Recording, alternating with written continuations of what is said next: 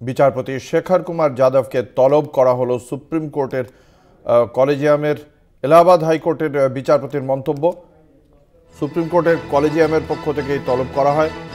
এলাহাবাদ হাইকোর্টের বিচারপতি শেখর কুমার যাদব, তার মন্তব্য নিয়েই সম্প্রতি বিতর্ক তৈরি হয়েছে।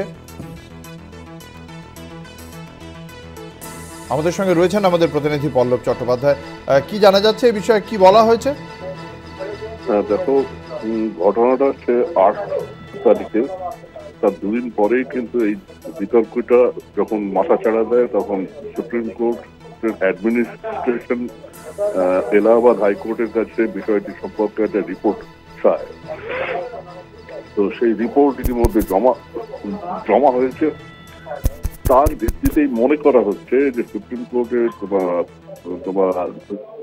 তোমার কলেজিয়াম, অর্থাৎ সিনিয়র মোস্ট বিচারপতিদের 3 জনকে নিয়ে সাধারণত এটা হয়, সেই কমিটি একটা বিশেষ বৈঠক ডেকেছে, যেখানে শেখর কুমার যাদবকে তলব করা হয়েছে বলে জানা যাচ্ছে।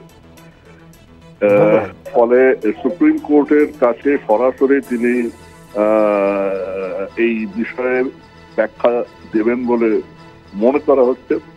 অন্যদিকে এলাহাবাদ হাইকোর্টে তাদের বিরুদ্ধে ইতিমধ্যেই ইমপিচমেন্ট প্রস্তাব পেশ হয়ে গেছে। আরেকদিকে কিন্তু দেখা যাচ্ছে যে এলাহাবাদ হাইকোর্ট তার বিচারাধীন বিষয়ে কিন্তু ব্যাপক বদল এনেছে।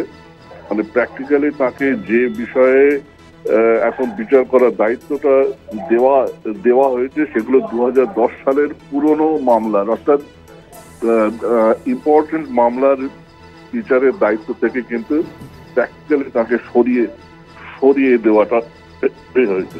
এখন কলেজিয়ামের সিদ্ধান্ত কি হয় সেদিকে কিন্তু বিচার বিভাগের সঙ্গে জড়িত সকলেই কিন্তু তাকিয়ে আছেন।